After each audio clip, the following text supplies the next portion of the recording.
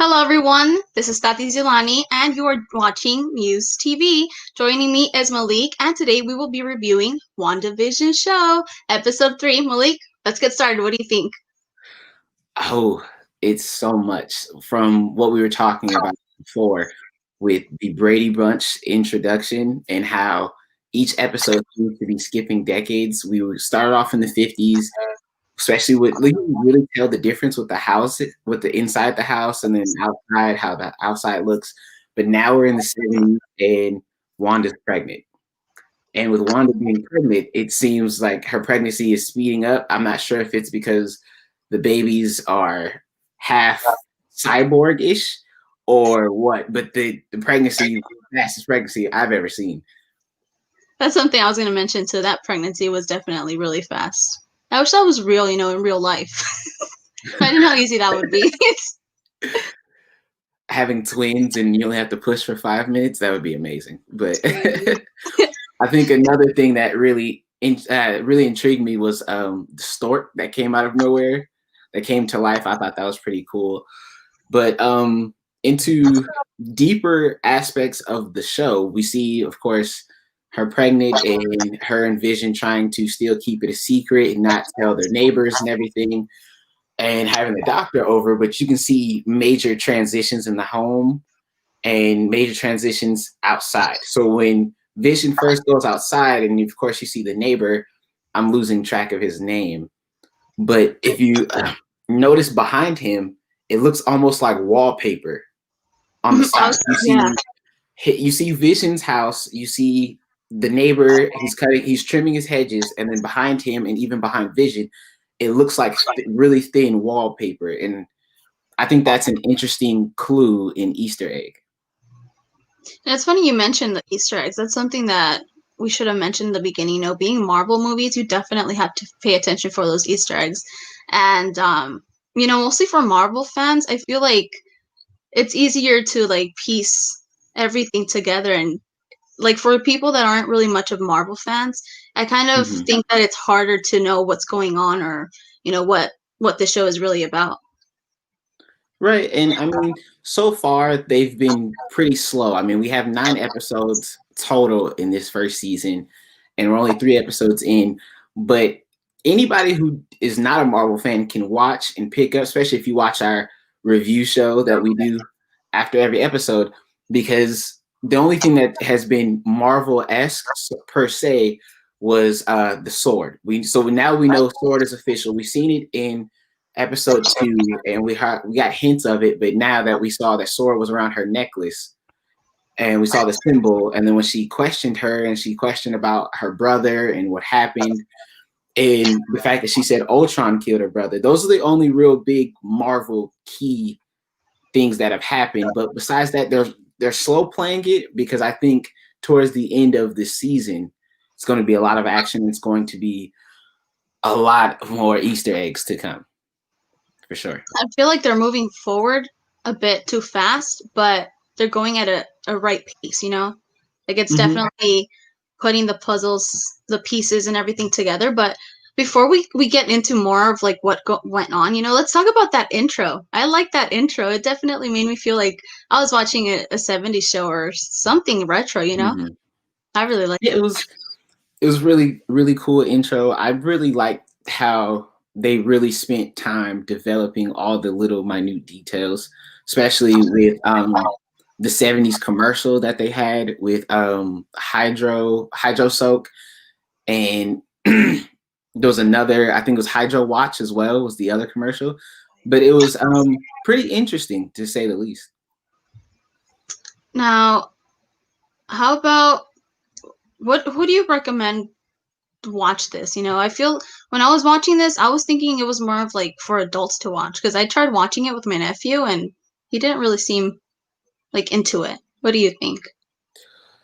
I think it could be more geared towards adults or just really comic book buffs, because that ranges throughout between the ages of 80 to 8 years old. I mean, as soon as you can read, I've known of a lot of people in my life, especially myself, who will just pick up a comic book and start reading. but it is more adult-esque, I would say. But there's no real cussing or anything involved, so it's not like it has to be adult censored. Right. But it does start off pretty slow, and if you aren't from a certain time period, such as if you were born in the 2000s, you're not going to understand a lot of these old references to these older shows and a lot of the homages that they're playing and a lot of the Easter eggs that they're throwing in there. So I would say it's a mixture. It's a really good interesting mix. But if you just so happen to catch onto Marvel late, such as you watch some of the latest movies that came out in like 2018, 19, you can catch up on this and be pretty caught up. Definitely, I agree. Now, I kind of myself wish they kind of continued more with like black and white a little longer instead of going like to color right away. Like I like how they went from like black and white to like red, and then they started bringing in color, and then it just went full color. I wish like they kind of expanded more on the black and white. Yeah, and I also think that the actual title of the episode, Now in Color, was a pretty interesting take on it. It's just like, boom, here we go. We got color TVs now. We're in the 70s. We have a 70s car in the driveway. The doctor had a 70s Cadillac that gave out on him. It was pretty interesting. And I like how the fact that Wanda and Vision both were using their powers, but trying to be discreet.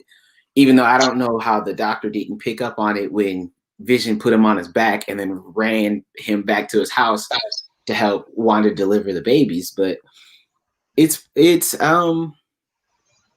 don't know how to exactly put it.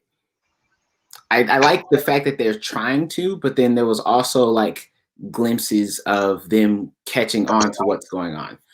I know for myself, when Vision was starting to catch on and him and Wanda were talking, and it was shortly after the lady had left, Vision caught on, and then as soon as he caught on, the TV kind of just jolted, and then went back, and then he went back to his position again before. And I thought that was pretty interesting because honestly, watching it live, I thought my Wi-Fi went out, and I thought everything just kind of shut down, and so I had to go back and replay it again. And I realized that it didn't cut out, and that was just part of the show. Same thing with episode 2 when Wanda said no, and then everything went back. So I think it's a pretty intriguing. Mm-hmm. Yeah, that part was really trippy. I think a lot of people must have been confused with that part. Like with him, you have to like really catch on and pay attention. But you know, the neighbors were the ones that I'm kind of wanting to know more about, like if they know what's going on, because you know, with the neighbor Herb, how you were mentioning about the whole background being a bit fake and all, you know, Herb knows something, and he knows something's going on, and when they're having that conversation, both of them are kind of about to say something. Vision is kind of trying to figure out like, okay, what's going on, like does he know my identity? Do you know like what's going on, you know? What do you think about that part? When you first see Herb and he's goes from trimming his hedges to like cutting into the wall, the very first thing I noticed, it's a really short thing, but his eyes looked bluish. His eyes looked kind of like they had like a bluish tint to them, and he looked almost robotish, like if he was almost like plugged into a wall and he wasn't an actual person. But then once you see the other neighbor and they're having, she comes over and they're having their dialogue amongst each other, you can tell that everybody is fully aware of what's going on. The only people who aren't completely aware is Wanda and Vision. Yeah, I was gonna mention that robot, like he wasn't there, you know, like he wasn't really like paying attention as to like what he was even doing. But you know, when we were talking about the whole birth being so fast, like I was curious, you know, how did the Geraldine and the doctor not think it was weird? Like he was just there not long ago telling her she was like 4 months pregnant, and it's like now she's giving birth. Like how did it not click, you know? Like, how did they not mention something? And I think, not to kind of fast forward to the end of the show, but once Wanda realized Geraldine was a part of Sword, you can see that she was no longer there. We don't see her leave the house because it would have been obvious. I mean, how else would she leave if not leaving through the front door? Because the back door in the backyard doesn't lead to anywhere. It just looks like it's a backyard. And you see her falling out of the sky outside of where they live, outside of their community of where they live. So to kind of, I guess, not really give a spoiler alert, but to kind of foreshadow, what I think is going to happen is I think they're going to slowly catch on more. And I think the show is going to reach a point to where Wanda and Vision know that they're not on a normal Earth and they're not in a normal neighborhood, but they're actually being watched and it's surveillance at all times. And they're being, I guess, I want to say maybe experimented on or something. Who knows? We'll see as the show progresses, but that's my early take. Yeah, I want to know, if there's like a mix in the neighbors of like superheroes with like regular people or villains in there, maybe disguising themselves. That's what I want. Could be. Who knows? Could but be.